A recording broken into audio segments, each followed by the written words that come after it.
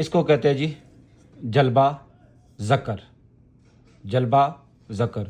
یہ میں نے پچھلی ویڈیو میں بتایا تھا، اگر کسی کی چوڑی باہر نکلی ہو نا تو اس کو ذکر بولتے ہیں، ٹھیک ہے، یہ ذکر ہے، ٹھیک ہے، اس کی چوڑی باہر کی طرف ہے تو یہ ذکر ہے۔ اگر اس کی چوڑی اندر کی طرف ہوتی، یعنی اندر کی طرف ہوتی تو اس کو جلبہ سنہ کہتے ہیں، ٹھیک ہے، اس کو کہتے ہیں جلبہ ذکر، ٹھیک ہے۔ یہ مختلف سائز میں آپ کو مل جائے گا۔ یہ اگر آپ نے لکھانا ہو تو آپ لکھیں گے جلبہ ذکر ہار، جلبہ ذکر ہار، ٹھیک ہے۔ کیسے لکھتے ہیں میں اسکرین کے اوپر لکھ کر بتا بھی رہا ہوں، ٹھیک ہے۔ یہ مختلف سائز کے ہوتے ہیں، جو سائز آپ کو چاہیے اس کے حساب سے آپ لکھ دیں گے، ٹھیک ہے۔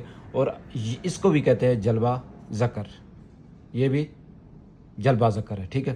اگر آپ کو یہ چاہیے تو آپ لکھیں گے جلبہ ذکر حدید، جلبہ ذکر حدید، ساتھ میں آپ اس کے سائز کوڈ کر دیں گے، کون سا سائز چاہیے، یہ ہر سائز میں مل جائے گا۔ اس کے بعد آتا ہے یہ بھی ہے جی جلبہ ذکر، صحیح ہے، یہ کروم ہے، صحیح ہے، جلبہ ذکر، یہ ہو گیا حدید اور یہ ہو گیا کروم۔ کروم کیا بولیں گے، میرے خیال سے سلور کو کروم بولتے ہیں، ٹھیک ہے۔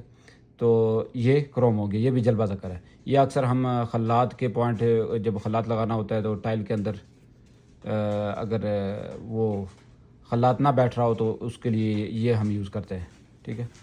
یہ چیک کریں، اس کو شرکے کی بک پہ کیسے لکھتے ہیں، کپڑی کی بک پہ کیسے لکھتے ہیں، یہ دیکھیں، جلبہ ذکر، جلبہ ذکر، صحیح ہے، اس طرح لکھیں گے جلبہ ذکر۔